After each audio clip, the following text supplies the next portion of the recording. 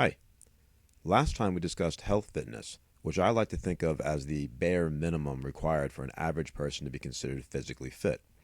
This type of fitness really does contribute to your overall health, and it helps keep certain chronic conditions like heart disease, type 2 diabetes, anxiety, depression, and more away. I'm a big believer that you should at least put some effort into health fitness, and that's why I decided to teach physical education in the first place. However, in case you don't know me, I really don't feel that any of us should be satisfied with the bare minimum. Today we're going to discuss something called sports fitness. In the last video, I mentioned that this type of fitness applies to athletes, but I'm going to make an argument that having a high amount in the varying types of sports fitness is very helpful to non-athletes as well. Here we go. The components or parts of sports fitness are power, coordination, agility, balance, reaction time, and speed. Since I know that you're tired of seeing my face all the time, I've brought in Lucien from Alpha Centauri to help define them. He's the 23-time transgalactic champion of FISDAR.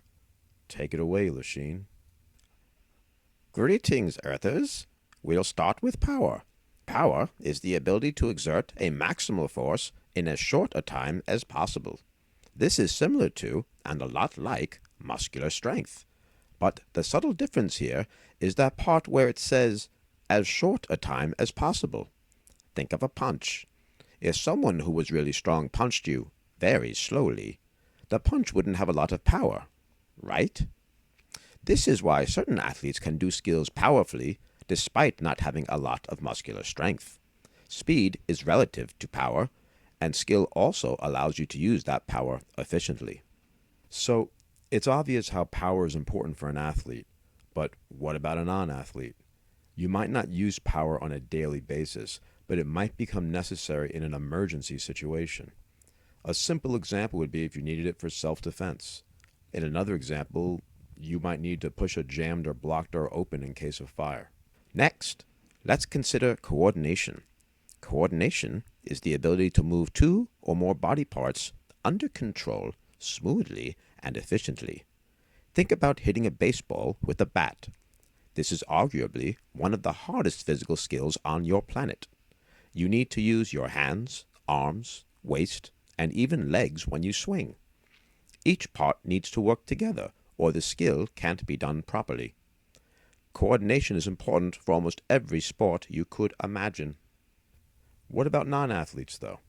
Did you ever hit someone by accident? Have you ever reached for a cup and knocked it over instead? Have you ever stubbed your toe on a table? Worse yet, imagine if you're driving and you try to hit the brake and you miss. Yeah, see what I mean? Coordination makes everyday life easier, and it might just save someone's life one day. Now, we'll discuss reaction time.